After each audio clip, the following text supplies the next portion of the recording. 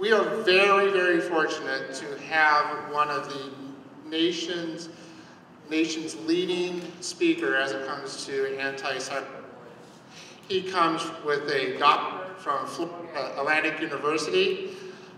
He's been doing this for several years. We had a wonderful opportunity to meet with him last night. His name is Dr. Samir.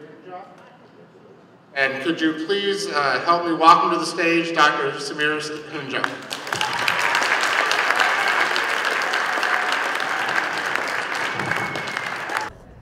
Thank you for coming. Your time is valuable. You've had a long work day. Students have had a long school day. I don't want to waste your time. I don't want to tell you stuff you could just look up on Wikipedia, because that's not very useful to you. Instead, I just want to share with you what I've been learning based on our research and the research of other scholars in the field, and just make sure that this is actionable and practical. So I'm going to dive right in, but I'll also say at the onset here that if you need any follow-up, because I just have a limited amount of time, if I need to go in more detail on this topic or that topic and I don't get to tonight, I hope that you'll reach out to me. I care deeply about these issues, and you'll see that I do.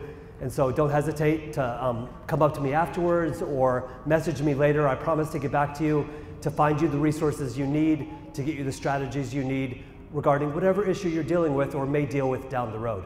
Secondly, if you need any of these slides, feel free to drop me a note and I'll send you a PDF of them.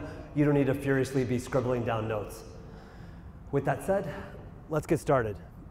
The first thing that I wanted to say to start off with is that many times the media demonizes social media. The culture demonizes social media, politicians and legislators, and many well-meaning adults as well.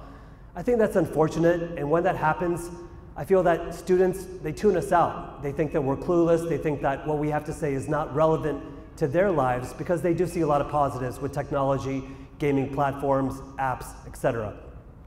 We see many many students who are able to, for example, do TED Talks.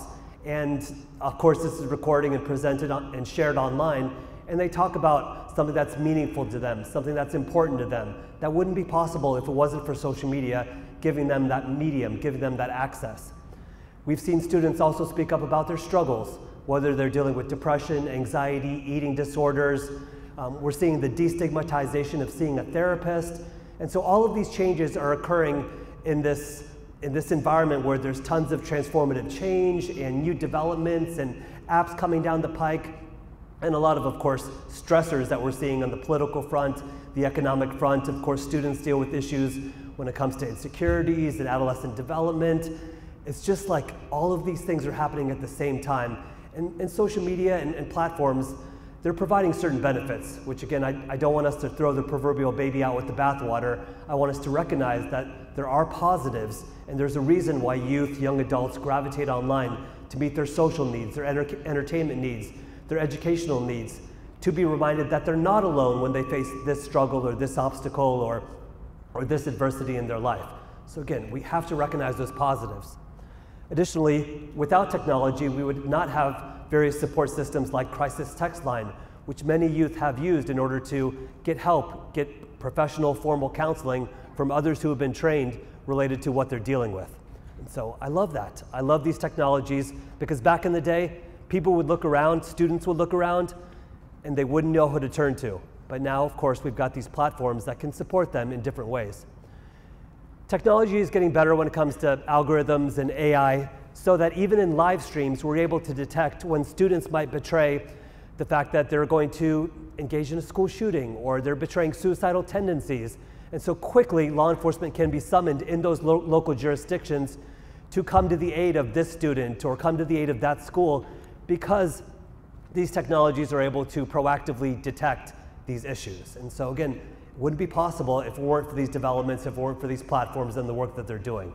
I work with a number of these companies, and I'm not going to tell you that they're doing all that they can as it relates to privacy, security, transparency, trust. I mean, I think that they haven't prioritized it to the level that we want them to prioritize it. But with that said, there are good-hearted people working in these trust and safety departments across all of these platforms. And the ones that I know, the ones that are colleagues of mine, they're really trying to make sure that growing up online is safe for you, and growing up online is safe for you as it relates to digital reputation as it relates to online dating, as it relates to whatever it is that your kids and your teenagers are going to face. So when it comes to cyberbullying, I don't need to spend a lot of time on this. You understand what's going on. It's basically being a jerk using technology, a platform, group chat, etc. It typically occurs with regular bullying where, okay, it's happening at school, but then it continues at home, weekends, evenings, summer break, winter break. And then of course, anything that bubbles up on Roblox or Snap or TikTok or some of these other apps, well, then it's going to continue as well. It's not about stranger danger. You know, way back in the day, about a decade ago, you and I might have been found in front of our televisions at 10 p.m. on Friday nights watching Dateline to Catch a Predator. And so all of that freaked out a lot of parents as it relates to these major concerns that we have on the internet. And that's unfortunate because that freaked out so many adults, and it caused for the open line of communication that perhaps used to be there when it comes to students and adults to be crippled. And if that's happening, then students are not able to get help, and the adults don't have a voice in the students' lives. So when it comes to stranger danger, thanks, we'll try again. When it comes to stranger danger, I would just say that yes, it's a reality, but it happens to only a fraction of percent of youth. And some of these other harms, such as cyberbullying and sexting and so forth, some of those other issues are occurring with a little bit more prevalence, and we'll talk about that. I was chatting with 3rd, 4th, and 5th graders. I was chatting with 6th graders today. And so we had a conversation about all of the apps and games that they love, that they've grown up with. And we were quick to emphasize that the vast majority of students are doing the right things online. They're not rage quitting, they're not trolling, they're not being racist, they're not being threatening with their speech. Most of them are doing the right thing. We just want those who are on the fringes to get on board with the rest of us, because bottom line, when I go online, I want to have a great experience. I want to be able to connect with my friends, maybe play a game, and then go do my schoolwork or go do whatever else it is that I like to do. I don't want to have a rough or miserable experience. And so if that's our collective goal, then all of us need to understand that we have a role to play when it comes to getting online, when it comes to doing our part in terms of being relatively respectful, and even more than that, being kind. It's not enough to not do the wrong thing. We should look for opportunities to do the right thing. If someone's struggling, we talked about that with the students, maybe we could be a leader and we could step up a little bit. So we did research a couple years ago with Cartoon Network focused on 9 to 12-year-olds. 9 to 12-year-olds are a very, very understudied group. And by the way, when I was anonymously surveying the 6th graders today, one of the questions I asked them was, when did you get your first social media account? And it was surprising for all the adults in the room to see that so many of them got their first social media account at 8 and 9. And you know, don't feel indicted, don't feel condemned if that was a story in your household, or if you gave your kid a phone at 9 or 10. You know, I don't know your situation, I don't know your child, how trustworthy they are. But it's interesting that, developmentally speaking, all of these platforms made a decision that that kids shouldn't be on the apps unless they're 13 years of age or older. You know, that's basically the standard party line when it comes to all of these companies. But that is not our reality. Our reality is that youth are starting at a younger age, and hopefully they're making good decisions. But we wanted to study this amongst 9-year-olds, 10-year-olds, 11-year-olds, and 12-year-olds. And just to quickly summarize this, so I can move past the research and get into prevention strategies, you see 1 out of 2 have been bullied at school. You see that 14% have been cyberbullied. About, let's say on average, about 13, 14% have bullied others at school. And about, I don't know, like 1 out of 18 or so have cyberbullied others when it comes to the major genders. That's what we're dealing with when it comes to 9 to 12-year-olds. But let's turn our attention to older students, 13 to 17-year-olds. You can see that when it comes to school-based bullying, we had a drastic drop-off between 19 and 21. That was primarily because of the pandemic, students being quarantined, etc. I think numbers are going to go up again this year when we collect data, whether it's in December or whether we collect data in January, February. But when it comes to cyberbullying, we're seeing that numbers are increasing.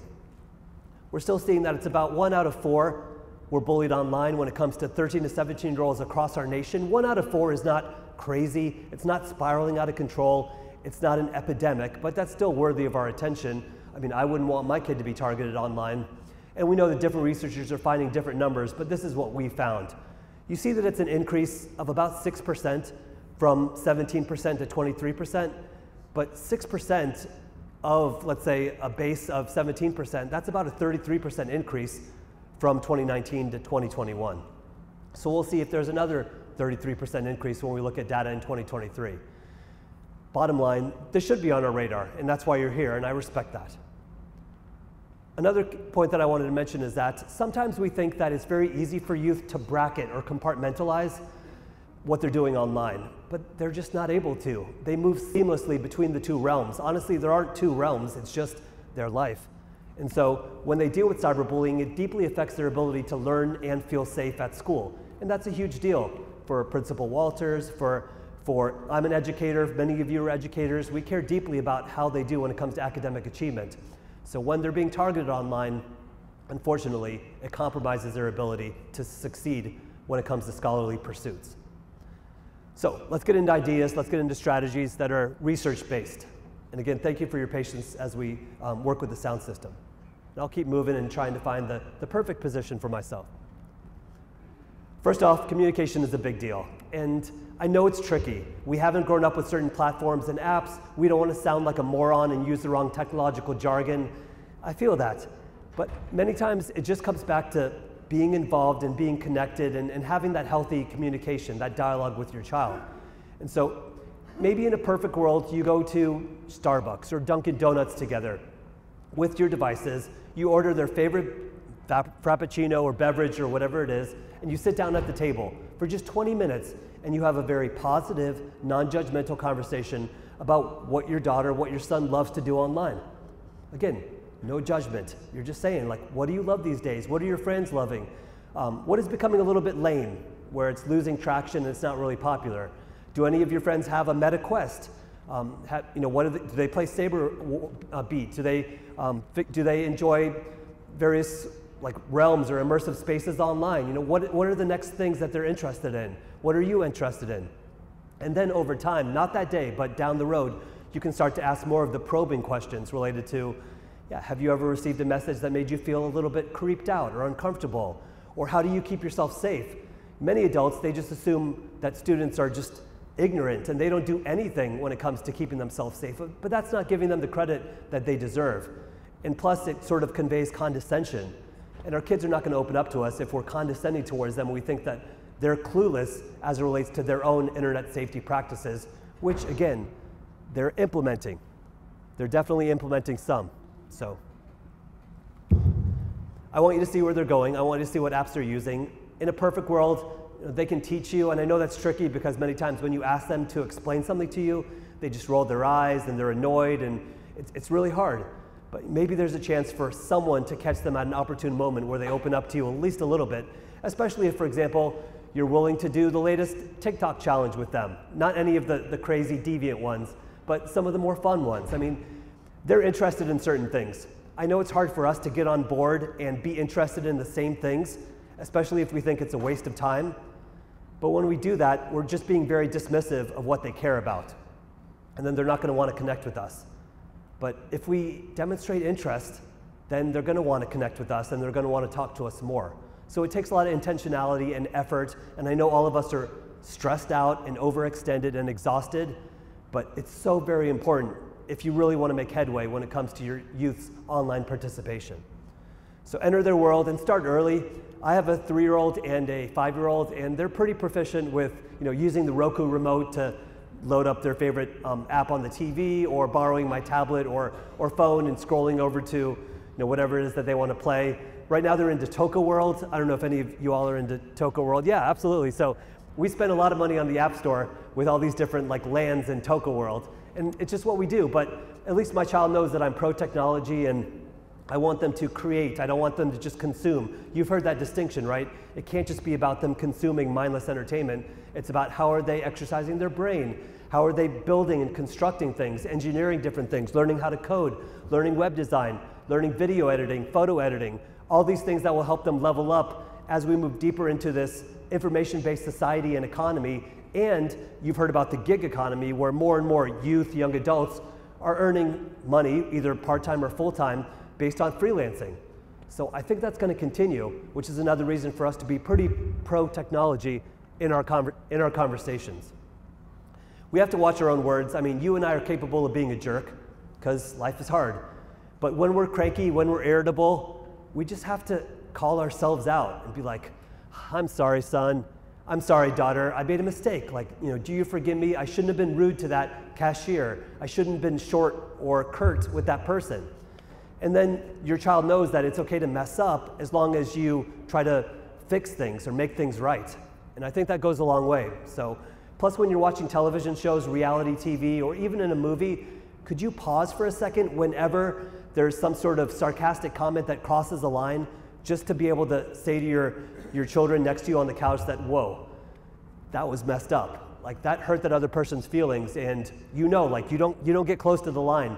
You don't say stuff like that just because you're trying to be funny, just because you're trying to make your friends laugh. Like, we don't do that, whether it's offline or whether it's online.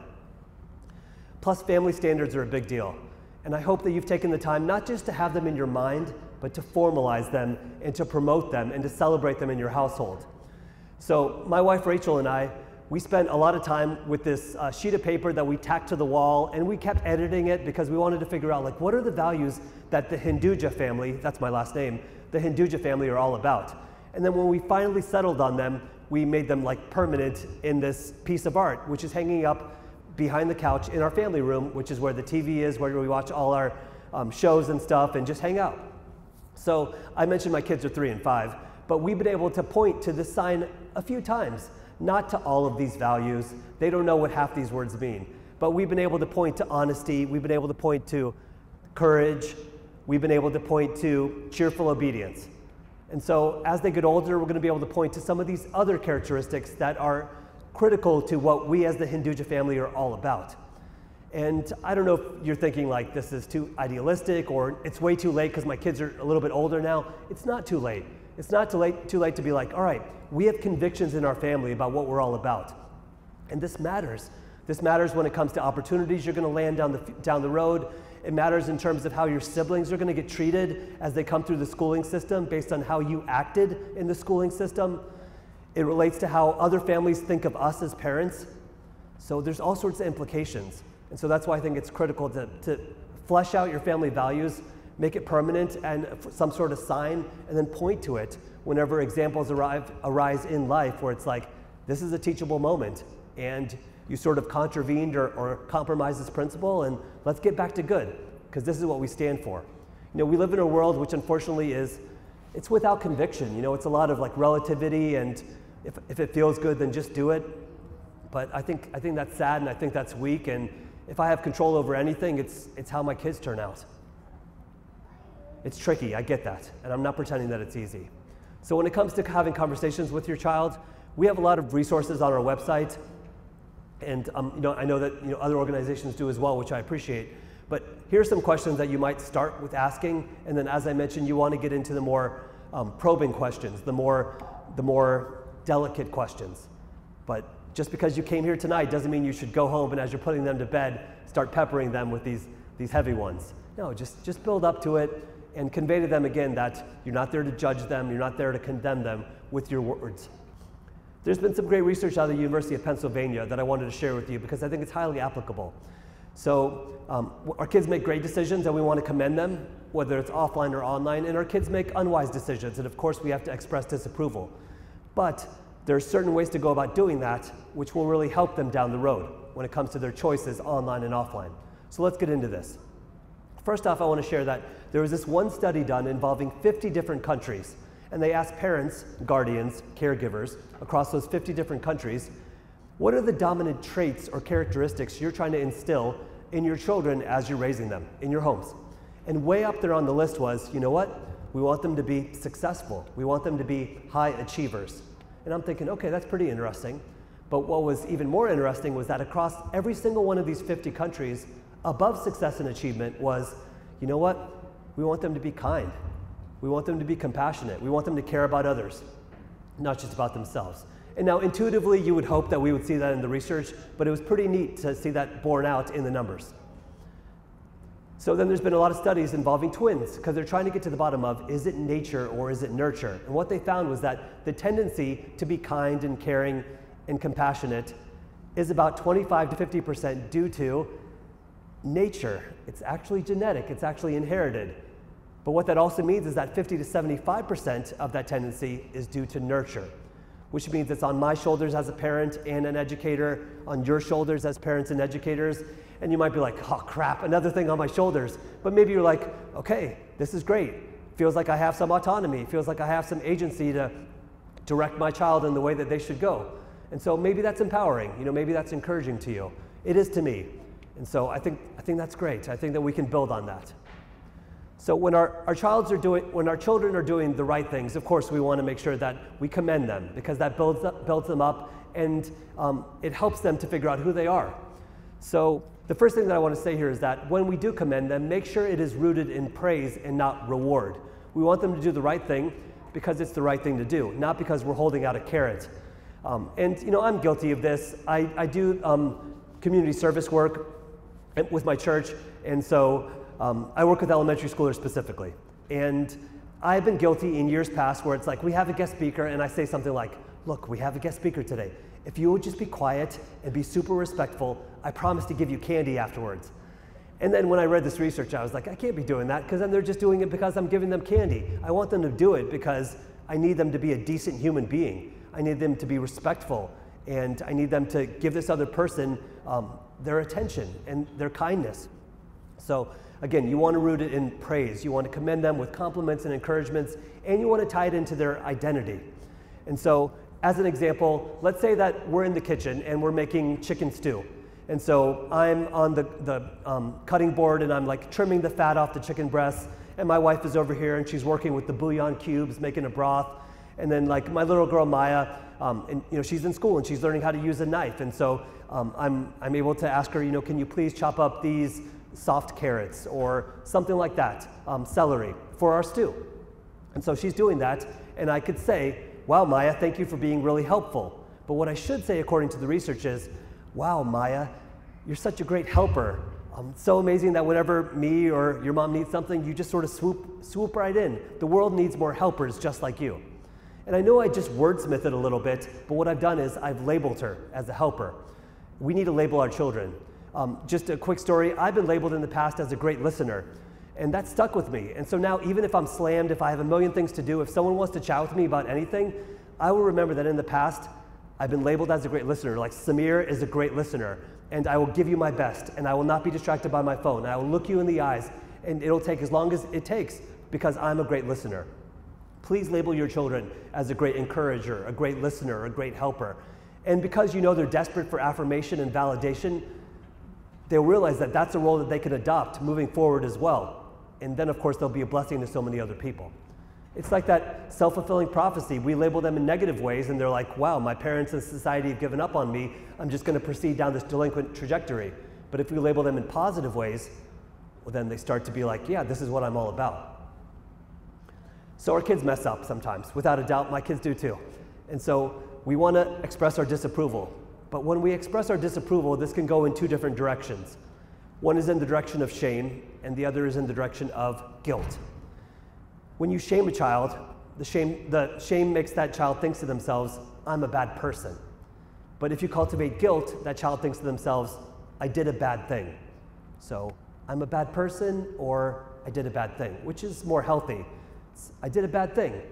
Because when you shame someone, they end up lashing out at the person who shamed them, or they become avoiders. They run away from their problems. But if you cultivate guilt in the context of saying, look, I'm your biggest fan. I love you unconditionally. We all mess up. I'm here for you at all times. But that was pretty jacked up. Like, how are you going to make things right? Well, then they're like, okay, I made a mistake, but I'm going to work to restore the situation. And so that's just so crucial. We have to cultivate guilt instead of shame. Please be careful about the words that you're using. So big picture, convey the behavior is wrong. And I know that's like, we covered this last week. We covered this a month ago. But every new instance, every new experience, especially when you're young, it has a unique component that allows that child to rationalize it or justify it in this way or that way. So no, you have to be like, no, for these same root reasons, it was wrong.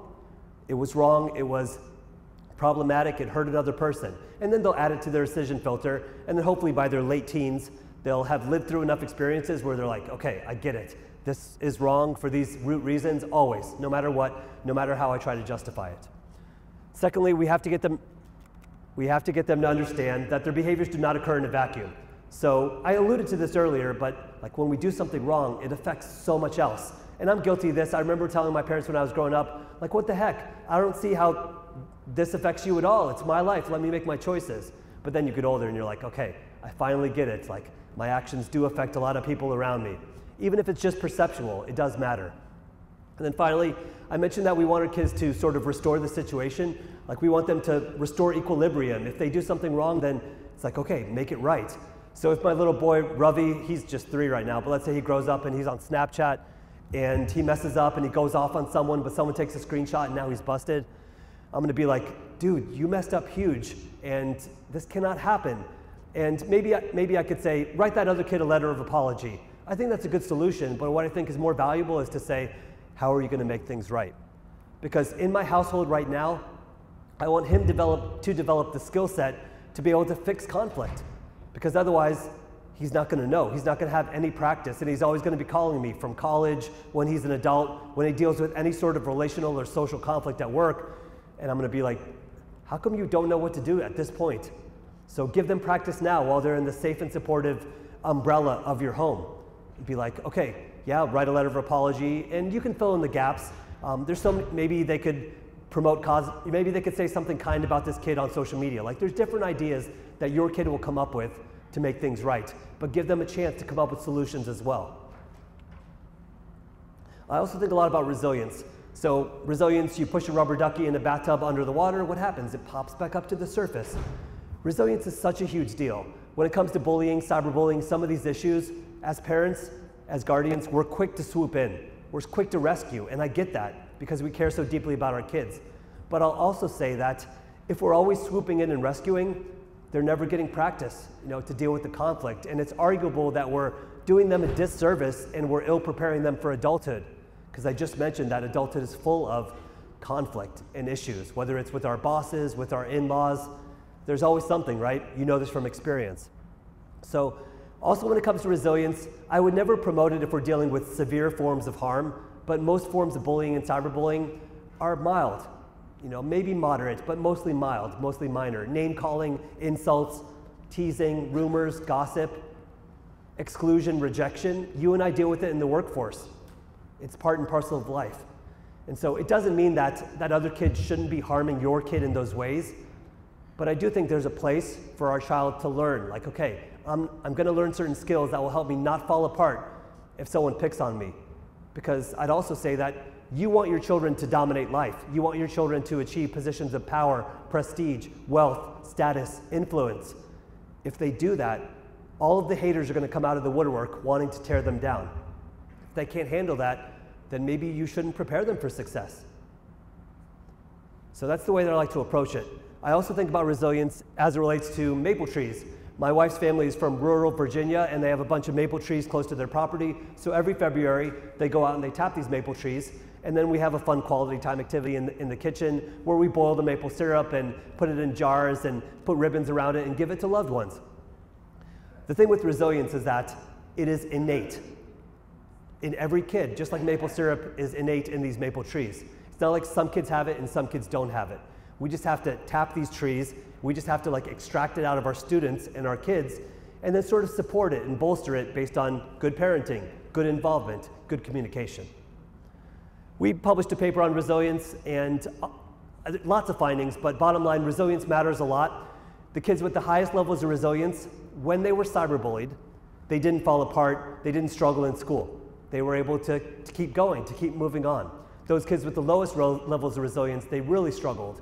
But what this chart points out is that those kids with the highest levels of resilience, they believed in their agency to control their online experience, and that's what we want. And you can see on the far right of this chart, those kids with the highest levels of resilience did what you and I want them to do when they deal with haters online. They reported it to the school, because usually the aggressor is someone from school. They reported it to the site. They changed the screen name. Maybe they called the police or deleted the account or blocked the other person. But those kids with the lowest levels of resilience, unfortunately, they did nothing. You can see that on the far left of the chart. They suffered silently. They just took it like a punk. And you wouldn't want your kids to just take it if they're being harassed or mistreated. You'd want them to be like, no, I'm gonna block, I'm gonna report. I'm not gonna let this person ruin my day, ruin my online experience, ruin my relationships at school. So that ties into them growing in resilience and growing in their belief that they can do something about it. I could spend a whole hour talking about resilient solutions, and so feel free to follow up with me, but I'll just go over a few. And the first one is what I call helper words. So whenever some of you go for a run or finish a workout or dealing with a project at home and it's like really a struggle, but you got to finish it, there's certain things that you say inside of your head. Maybe you steel your jaw and just sort of like rage internally so you can push through and finish it. Maybe it's these certain phrases that help you to like get over the hump and complete the task. And so these are some things that you might say. Maybe some of the ones that you and I say might have like a curse word in them just to like, again, get us fired up so we finish. But the point is that we think that our kids have these at the tip of their tongue or top of mind, but many times they don't. But if you can help them identify what it is that can help them push through adversity and conflict and some sort of issue, to help them to remember the truths instead of the lies that they hear about themselves, they're going to be a lot more successful. So I would say work with your children to identify what your helper words or helper phrases are. You know, the truths that you want to stand on, the things that you want to believe about your strength and your potential and who you're becoming, because it goes a long way. Some of us are familiar with the work of Carol Dweck, and it's all about growth mindset. And when it comes to a growth mindset, it's all about how you interpret adversity in situations. And so instead of saying to yourself, I can't do math, you might say, well, I'm going to train my brain to do so. I made a mistake. Well, you could say, well, mistakes help me improve. Instead of, I don't understand, it's like, what am I missing? Obviously, it takes more maturity and growth to get to a point where you're interpreting problems in this way, but I bet most of you adults, you do that. You don't fall apart. You're like, okay, I'm going to figure this out. Even if I need to watch a YouTube video, even if I need to call up a friend, I'm not going to fall apart. And even if you're dealing with issues related to another human being, whether it's a spouse or an in-law or a friend or a colleague, you figure it out. You're like, okay, I'm not just going to fall apart. I'm going to figure out a solution. Well, that's what we want our youth to do, and it just comes over months and years and time of you investing and helping them with this. The power of yet. So it's like, I'm not good at this. Well, yet. I can't do this. Yet. And so again, we want our kids to start leaning in that direction, even though the tendency, especially when you're a teenager, is to lean in the other direction where you're pessimistic and nihilistic and cynical and disillusioned. But it takes time. We've got to give our kids hope, right? I also think of the ABC model, adversity, beliefs, and consequences. So any adversity that your child faces, that any of you face, even you older teenagers, sometimes it's super heavy. But when that adversity strikes, whether you're being targeted on social media, whether you're being stalked, whether you're dealing with problems at school involving another kid, many times we immediately adopt certain beliefs to help us come to terms with that adversity, to help us explain it away. Because otherwise it's just too much and we freeze, we get stuck, we get paralyzed. But we need to say things to ourselves to be like able to push through it and to keep moving on. Unfortunately though, many of the beliefs that young people adopt in that moment very reflexively, as soon as that adversity happens, the beliefs are unhealthy. And they lead to non-resilient responses. And that's what we need to work on, because the consequences that then result are really problematic. Could be self-harm, could be interpersonal harm, delinquent choices, choosing to not care about school anymore, things like that. Let me try to make this concrete for you. Let's say I'm a girl and this is my adversity. I was not invited to a sleepover. Okay, so what are the things that I immediately say to myself? What are the beliefs that I adopt to come to terms with this, to reconcile it, to explain it away? It might go like this. What the heck? They had a sleepover without me. This is crushing. I can't believe it. I thought I was part of their squad. I thought I was part of their crew. Oh my goodness. Man, maybe they get together all the time without me. Maybe right now they're talking about me. Maybe they're making fun of me. Maybe they get together so many times and I'm never included. And actually this confirms what happened last weekend. And actually what happened at school 2 weekends ago or 2 weeks ago and then last month. Actually, as I look upon the history of my life, there's so many examples of how I'm always on the outside. I'm never going to fit in. I don't belong anywhere. I'm forever alone. You saw how quickly that just devolved into chaos in my mind. That is a very unresilient response. But it could go this way. Oh man, they had a sleepover without me. And yes, that hurts my heart. But maybe there's a good reason for this. Well, we were on holiday last week, and there was soccer, and so maybe they got together after soccer, and I wasn't there because we were on vacation. Maybe the mom said you can have 2 other girls over. So maybe if I was there, they would have had me over as well. Plus, they're not responsible for how much fun I'm going to have in my life. I can talk to my mom right now, and we can have a ton of people over, and it's going to be the most epic sleepover ever. So again, it's just all about reframing the adversity in a more positive light, but it goes such a long way to keep our kids from internalizing harm. And that's what we want, because the harm is going to take place. Kids are going to chirp. Kids are going to talk. People are going to say awful, hateful things online because of insecurities or their own issues or peer pressure or whatever the motivation is. But we just don't want our kids to internalize the harm. Here are my favorite books related to resilience. You can follow up with me if you want a list, or you can tell me the age of your child and I'll follow up with you about what books I recommend. But I love reading books where the protagonist is super resilient because, I remember some of these stories, and I remember how it affected me back then, and it gave me hope for my future because I was dealing with self-loathing or self-hate, just like some of the kids in these stories, and it's like, no man, you can still have an amazing life. You can press through, you can change your mentality. Feel free to follow up with me if your kid's a reader. These are my favorite movies involving resilience. And I would say most movies, there's a theme of resilience, you just have to draw it out. So if you watch a movie with your kids, I know it's typically like, okay, it's bedtime, go brush your teeth and floss and go to bed. But you gotta have a conversation about like, what are the takeaways? What can you extract from the main characters involving the storyline and apply it to your life? That's how we're changed, that's how we're inspired, that's how we're moved by media. Your kids love media, so let's use it to our advantage. They love heroes, they love certain stories. Use it to your advantage. That's my dad. He came over from India without knowing really a soul over here because he wanted a better life for his future children. That's my sister, by the way, so just being my sister. My point is that each of you have stories of resilience in your own life. And you might broach the topic or tell a story from your past with your kids and they might roll their eyes, but maybe you can catch them during this holiday season, like at Thanksgiving or sometime, and tell them a story of resilience in your own life. Then down the road, maybe, just maybe, they'll remember like, wow, we got resilience in my family, and so I'm going to rise up like my stepdad did, or like my mom did, or whatever it is.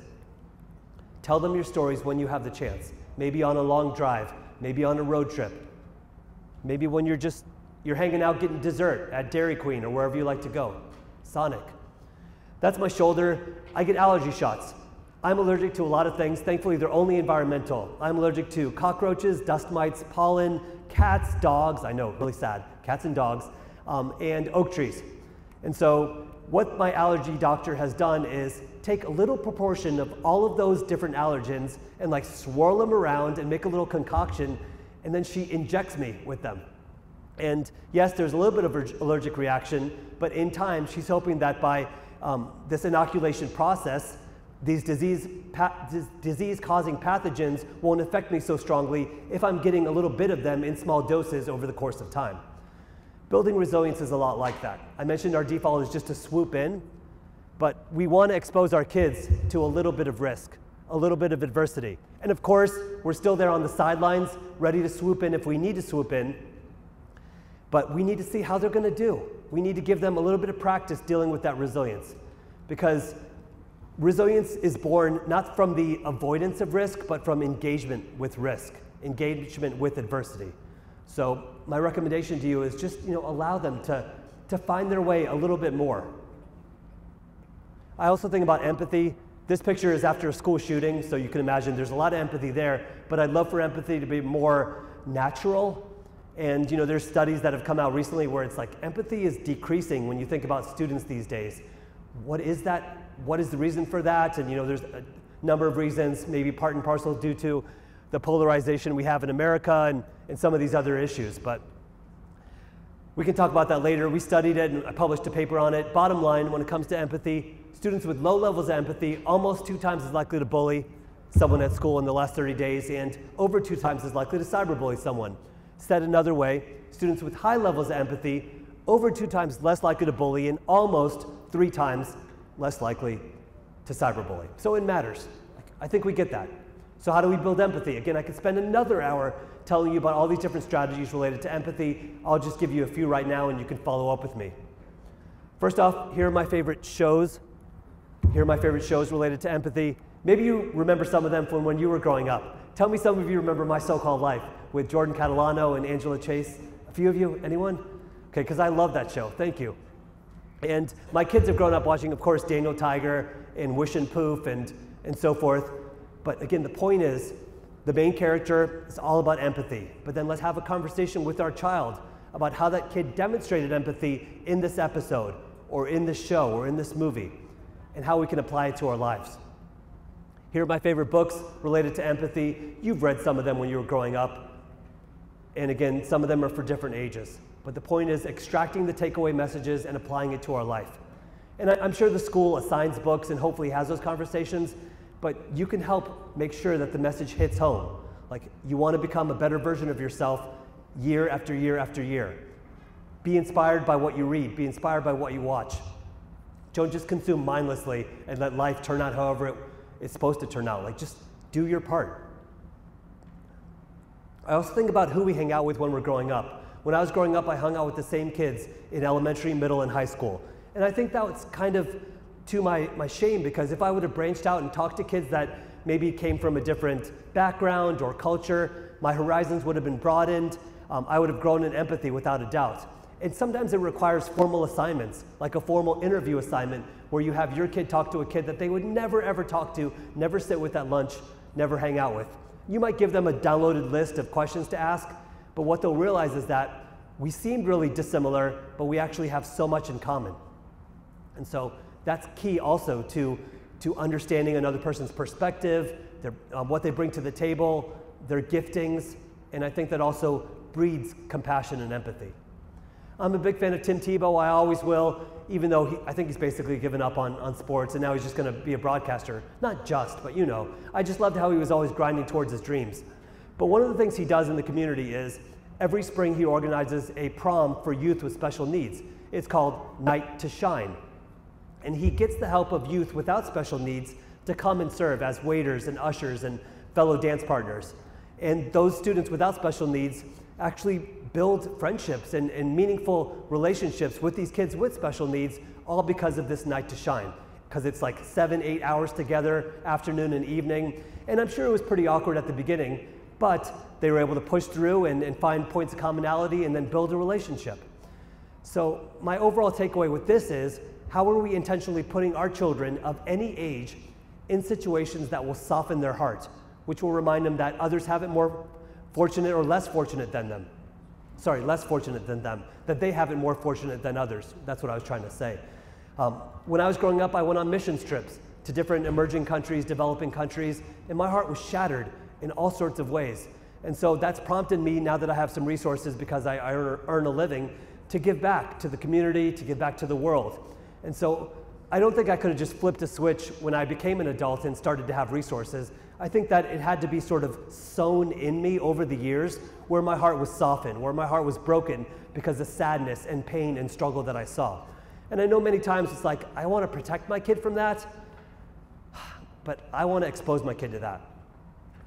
That's my situation, because I want their hearts to know, like, yeah, we got to do stuff for other people. Everyone's fighting a hard battle. What is our role to be a blessing to somebody else? We did some recent research with it I thought was interesting, so just give me a second and then we'll move on to more practical strategies. Do your parents know what you're doing online? And we did a national sample of middle and high schoolers across America. And you see that about 41% said most of the time and about 18% said always, but that also means that, let's say 40% or so, 40% or so said, you know, half the time, sometimes, rarely, or never. That's not great, because it's the parents who bought the devices. It's the parents who are providing the Wi-Fi and the cell phone access, etc. Do your parents know what you're doing online? Well, for those who said most of the time or always, they were much less likely to cyberbully and much less likely to send a sext. Makes sense. Do your parents know what you're doing online? Similarly, is there an adult in your life that you definitely wouldn't want to disappoint? For those who say definitely yes, they're much less likely to cyberbully others or to send a sext. Whereas those who said, nah, definitely no, or probably no, or even probably yes, it's higher rates of these offending behaviors. When posting online, do you think about how your parents would feel if they saw it? For those who said most of the time or always, again, it's a much lower proportion. It's a statistically significant lower proportion of cyberbullying and sending sex. So in your household, I'm not sure what your rules are. I am sure you have rules. I want to give you all the credit that you're due. If your grades go down, hopefully tech use goes down as well. If you stop contributing to our family when it comes to chores, yeah, I mean, it makes sense that we need your help. You got to do your chores. You got to help out our family unit. And if you don't, we're going to take away your console or restrict access or whatever it is. And you've heard for a million years, keep them in a designated location at night, but that's only because they're so willing to give up sleep to stay in touch with their friends till 1, 2 in the morning, Snapchatting back and forth or whatever. And frankly, you did that when you were growing up on the phone, talking about your latest crush or whatever drama you were dealing with at school with your best friend, again on the telephone until 1 or 2 in the morning. But again, when your kids are staying up so late, they're cranky, they're irritable, they're not able to focus at school. So I would say Sunday to Thursday, especially if they're young, you got to have some sort of curfew when it comes to devices. And then maybe you ask them to pay 10% or 20% of the cell phone bill every month, just as a periodic reminder that it does cost you something, that it's a privilege and not a right. Maybe even 5%, because I know money is hard to come by, especially with regard to how the economy is right now. It's very, very challenging, I get that. But we want our kids to understand that, okay, I've extended you this gift, and it comes at a cost. And I need you, of course, to do all the right things, and hopefully you paying a little bit of the bill every month will remind you that you need to. I also want to briefly talk about sharenting, and this is obviously Gwyneth Paltrow and her daughter Apple gave her a hard time on social media when Gwyneth posted pictures of her daughter Apple without Apple's permission. I think it's just courtesy to always ask your children for permission before you post pictures of your children or teens online, because you would want your children or teens to ask their friends just out of courtesy for picture before they posted pictures or videos of their friends online. Because again, we never know what I'm embarrassed about, what I don't want online for whatever reason, or my face is kind of awkward in this specific capture or pose. Yeah, I just don't want it online for this reason or that reason. So ask permission to your kids instead of just wanting to share your life without asking them permission. I know it's an extra step. I know you don't have time to do that, but do it out of courtesy and do it because you want to be a good model to your children who should be asking their peers for permission as well. There's this thing called electronic eavesdropping or video voyeurism, and that's simply where, again, students are just not asking for permission before they record. And so it depends on your state. Some states are one-party state, two-party state for wiretapping laws, which also tie into cameras being out and cameras recording stuff in environments that should be private. So just have a conversation with your child about making sure they're not just blindly always recording video when they could frankly be breaking the law. And I don't think they're ever going to get busted by the law, but we still want to do the right thing, and we don't want to contravene or step over somebody else's rights if they don't want to be recorded or if they don't want to be photographed. This just summarizes risky parent behavior, in this case involving driving. So 86% talk on a cell phone while driving, maybe that's not a big deal, but 80% speed, 40% text while driving, and 21% don't wear a seatbelt while driving. The bottom line here is that our kids are sponges and they're always looking to us. And yes, we talk about doing the right thing, but then maybe our behaviors don't match up with our words. And then they're able to use our behaviors as rationalizations for their unsafe or risky behaviors. So, I mean, I have to check myself, you have to check yourself. I do things that I'm not proud of when it comes to maybe raising my voice with my children or snapping at them and stuff like that. I don't want them to use that as an excuse to go off on other people. So I ask for forgiveness, I try to make things right, I bring it back to our family standards and family values. It's okay to make a mistake, we're all human, but these conversations have to be had. And then airdrop. I bring this up only because it's a trending problem, and it's where, in a district I recently visited, some kid thought it would be hilarious to send a violent video via airdrop and just to see who would say accept on the phone. And then little kids or sixth graders or whatever, they click accept, and then they're seriously traumatized based on this violent video that's been airdropped to their phone. And the kids who are doing it, they do it for a laugh. They think they can never be tracked, but I brought up to the sixth graders today that no, you can be tracked when it comes to airdropping. It's a legitimate technology. I mean, you airdrop all the time, I'm sure, but you can be tracked. The logs are stored on iOS devices and on Android devices. You just have to for example, hold volume up and volume down, and go drill down into settings and privacy and analytics and analytic data, and then go into a diagnostic file. So we have to continue to remind our children that there's always a digital breadcrumb trail or digital footprint trail that they leave when it comes to problematic behaviors online, and hopefully on some level that deters them from doing the wrong thing. And as I get close to wrapping up here, and again, I'm grateful for your time and graciousness as we dealt with the sound issues, I know screen time is a huge chore. Please don't stress yourself out about this. The American Academy for Pediatrics says specifically that from birth to 2 years of age, you should have no screen time. From 2 years to 5 years of age, you should have only 1 hour of screen time every single day, and it should be healthy. And from 6 years of age and older, you can have 1 to 2 hours of screen time, but you want to make sure that they're not just consuming, they're also creating, etc. But the reality is that every 3-year-old on average in America gets at least 3 hours of screen time every day. That is our reality. It does not match up with recommendations from the American Academy of Pediatrics. So we cannot be condemning ourselves and feeling so much shame every single day as it relates to screen time. I'll be honest with you, if I'm sick, my kid is going to watch a little bit more TV or Roku or whatever streaming channel that they love, Disney Plus. But we've also gone on vacations to the mountains of North Carolina, and I kid you not, I was so proud of ourselves. For an entire week, they had 0 screen time.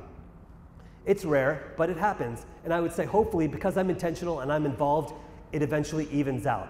So go easy on yourself. And I get the fact that this is such a struggle, but if you're living in shame, it's not going to be a good environment. I talked to both the elementary and the middle schoolers about the fact that they've got to have balance in their lives. If other areas of their life are being compromised, whether it's chores, family responsibilities, friendships, sports, clubs, activities, academics, because of screen time, we got to fix that. We can help you. Let us help you. And so hopefully students will speak up and they'll ask you for help if they're struggling there.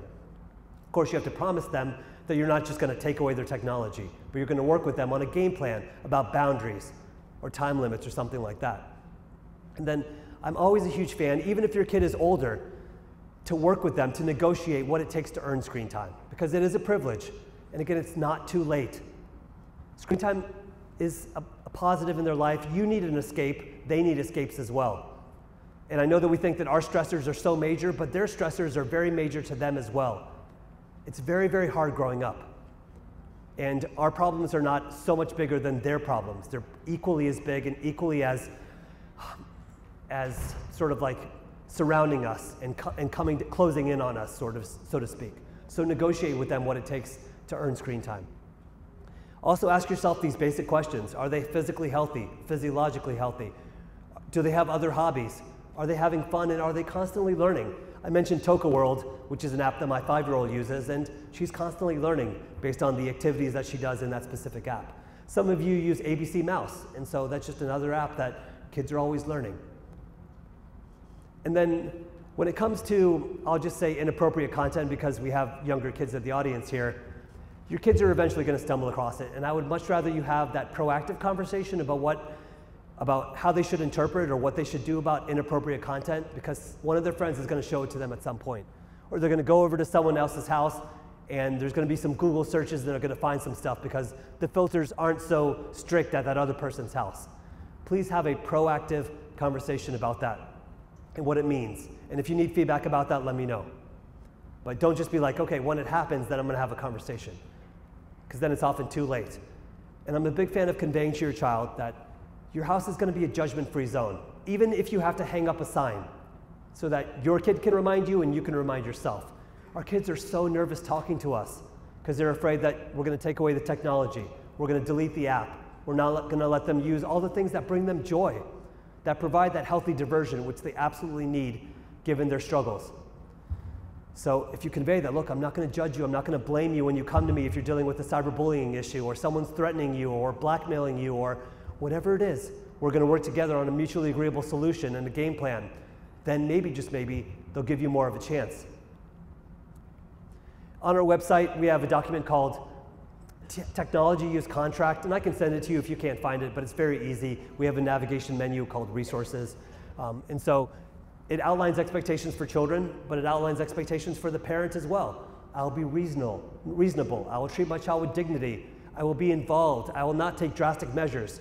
Teens, children, you don't want your parents to take drastic measures, right? You don't want them to be freaking out. You want them to stay calm and work with you, for sure. So consider using that. One of my colleagues, Dr. Kristen Matheson, came up with this fun Would You Rather flashcard game for digital citizenship. And you know the Would You Rather game. It's like, would you rather die burning up in a fiery volcano or die freezing to death floating on an iceberg in Antarctica? For me, I think it would probably be the latter. But you can use these flashcards, and there's so more than just these 6 that I'm presenting to you here. You can just Google digital citizenship Would You Rather or flashcards, and you'll find them, or message me and I'll send them to you. But they're conversation starters, and that's what we want. Many adults talk to their kids about sports and clubs, but they don't talk to their kids about technology. Maybe you need to use these Would You Rather digital citizenship cards to stimulate conversation with your child or with your teen. We also have a document called Cyberbullying Scripts, showing you how easy it is to have a conversation with your child if they're being targeted on Fortnite or via group chat or any environment. Not that you're going to act it out in a skit-like fashion, but just so you know that you can have these conversations. They're not that hard. The hardest thing is just starting. And then I've written 23 scenarios covering so many different forms of teen technology misuse. In this case, it's involving Overwatch and some other sort of harassment that took place. But I've written examples related to hate speech, racism, threats, sextortion, et cetera, et cetera. All these different case studies with follow-up questions. And that's the key, because research shows that students will tell you, kids will tell you, teens will tell you, I know what I'm going to do if this happens to me, if this happens to my best friend. But many times, if they haven't formulated an action plan in their mind, when it does happen, they freeze, they get stuck, or they choose the wrong path of action. But if you can work with them through all these scenarios and ask them the follow-up questions, then they'll be like, okay, I do have an action plan for all these situations and scenarios. And again, that truly helps them when it happens, if it happens. We talked about screenshots to the students today. Such a big deal. I just want to continue to commend that to everyone here.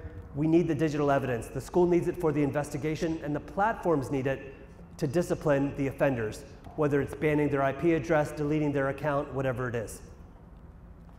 We also need screen recordings. And many times, a screenshot, of course, is just a frame, but we need that actual clip, that video clip, that movie file, or whatever it is, of the harassment, the mistreatment, the threat, the hateful TikTok video, the Snapchat story, whatever it is. So you can set that up in iOS devices as well as on Android. Continue to remind your children to show us how good they are with their technological skills and take screenshots and take screen recordings. When your child's a target, number one, stay calm. Because if you freak out, they will pick up on that. Make sure they're safe, physiologically, emotionally, psychologically, and then evidence. Again, I mentioned that's so key. Work with the school. They do care, without a doubt. I mean, they wouldn't have brought me here if they didn't. But many times when it comes to working with the school, it's like, I want answers right now. Got to do something about this. Please give them time. They have to interview witnesses. They have to follow a certain, like evidentiary sort of process. Otherwise, they're opening themselves up to legal liability, reputational liability. There's a certain protocol that they have to follow. So give them a little bit of time. And also, please don't vent on social media. That gets all these other parents super riled up, and then they're calling up the school and it's slowing everything down. Give the school a little bit of time.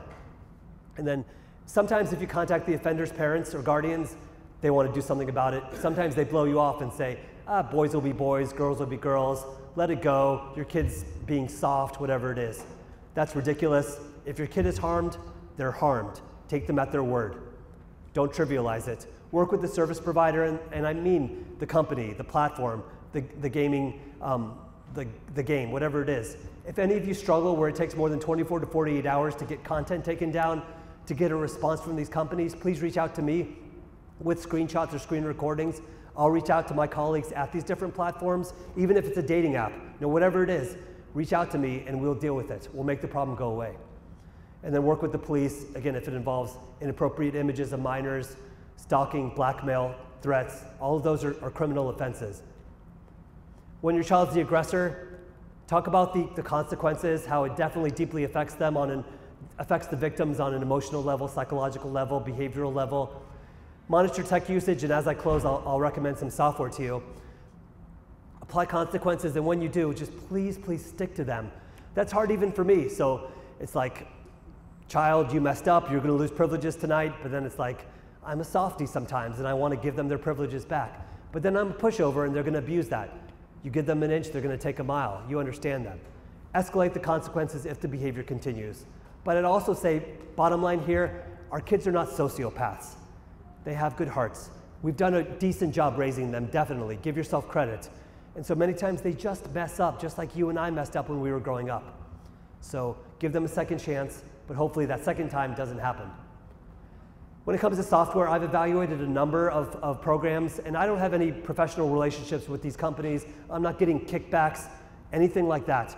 I really do like Circle Plus. You can check it out. You can evaluate it for 30 days. It allows you on a granular level to control different devices. For example, for the older students, they can maybe have their devices 24/7 connected to the Wi-Fi using whatever apps or games they like. But for the younger kids in the family, maybe you have more specific restrictions where the tablet turns off at 8 p.m., but at 9 p.m. or 10 p.m. on the weekends, the parents, they get to have access until this time or that time, whatever it is that you want to do. Plus, it gives, I'll talk about Bark in a second, it gives you all sorts of details about every single app, like TikTok, Snap, Minecraft, Roblox. You can set limits for the older students, for the younger students. You get those detailed reports. You can continually improvise and amend your decisions and your rules for every week, whatever you want to do. Play around with that. Plus Bark, I also like it. I think it's a good product. You can check it out. It has AI in order to identify predators and messages that are problematic or questionable. I will say that you're going to have to mess with the sensitivity level because kids, they say stuff and they're joking, but there's not anything serious going on there. And if you set the sensitivity level too high, your phone will constantly be blowing up and it'll be super annoying with notifications. So you have to find that sweet spot to clue you in on your kids' communications. So check that out at your leisure as well, but it also does a pretty good job. It takes a village. I mean, all of you have a platform, not just as a parent or an educator, but maybe you coach, maybe you mentor, maybe you're a scout troop leader, I don't know, a cheerleading coach, a dance teacher. You have an ability to bring up these issues, and technology is not just part of a kid's life, it is their life. So if you can broach the topic and then of course encourage positive behaviors, maybe, just maybe, you'll always be planting seeds to make a difference. If you need anything in the future, please don't hesitate to reach out to me. I promise to come through for you, as I mentioned. Again, we care deeply about this sort of stuff, and I want you to know that you're not alone. And there's resources that have already been created that we can get to you. People have dealt with certain incidents which you might have to deal with next week. So there's best practices as well. So please don't feel alone. Please don't feel helpless. We've got to work together. We'll continue to work together. So thank you again to our sponsors, Kiwanis, and all of the adults here who care so much. Cheers.